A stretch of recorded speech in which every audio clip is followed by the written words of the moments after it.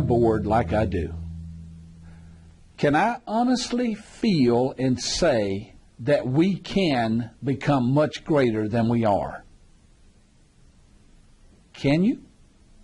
Knowing the board like you do, can this present board move us to another level? That's a question that you've got to really, really, really think about. Can the district move forward with the present board? Now, you only have two choices here. Board members can be replaced or they can be fixed. They can be fixed through constant coaching, constant feedback, constant evaluations, and when they have the right attitude about it, and if they have the knowledge about saying we do need to be fixed, some really, really good things can happen. But if you can't honestly say, I think our system can improve tremendously in the next 5 years,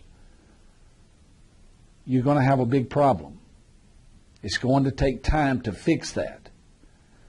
So many times boards are meeting month to month, but deep down they know real change isn't happening for them. Things aren't going to happen. And the reason for that is they don't have any confidence in their leader. Now, this is totally off the topic. As I said before, we have seen some amazing things visiting school board meetings. And we saw a board that didn't believe things could improve with the leader that they had. But they had just given this leader a new 4-year contract. And they were embarrassed to now figure out 2 months after that things weren't going well.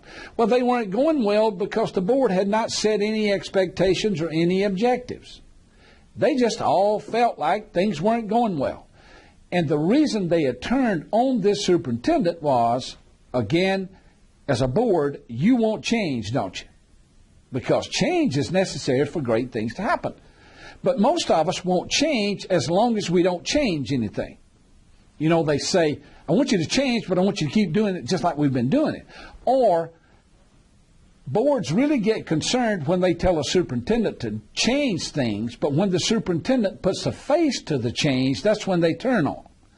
So this superintendent had put a face to some change, and they wanted to move around 2 principals that were in highly underperforming schools. The board, for some reason, in fact, I found out later that one of them was related to the principal. And the principal was from that community. Sound familiar? But as soon as the superintendent started promoting those things, the board started wanting to back out. So they were embarrassed now, but the superintendent was persistent to make this happen, but the board had just given him a new 4-year contract. This happened a couple months into the 4-year contract, and now they knew if they didn't go along with him that he was going to continue, and they knew if they fired him, they would have to pay a lot of money, which they did not have. Guess what they did? Guess how unattractive they became, how hideous they became. Now, this was not in a high-performing school system, as you might can imagine. But would you believe during the board meeting, every board member had in front of them a box of Kentucky Fried Chicken. And as the superintendent starts to talk and to think, they start eating fried chicken, every board member. Now, I know you're sitting there saying, yeah, that's stupid. I can't believe it. Oh, you won't. That's not the worst we've seen. I'm just telling you what we saw. It gets worse, but I'm not going to tell you now.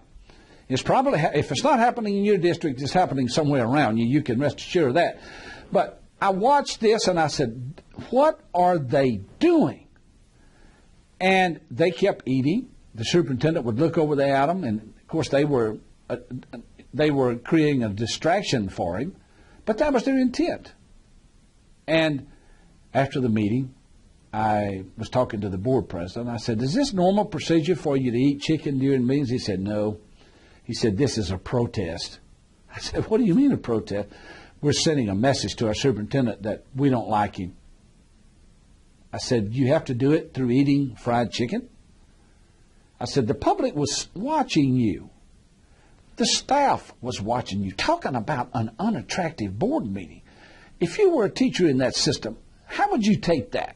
If you were a leader in that school system, would you love to go to work there every day with people who would actually resort to protesting the superintendent in such a vile and incompetent manner?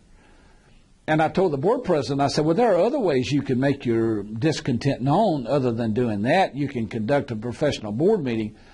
Well, we want him to know that we're not going to do anything he says. So, there, you have the stalemate. Now, I'm not going to tell you the result of that, but it did get worse. And it has been resolved, but I'm not going to get into that. But I'm just pointing things out to say, as board members, you got to be professional at all times.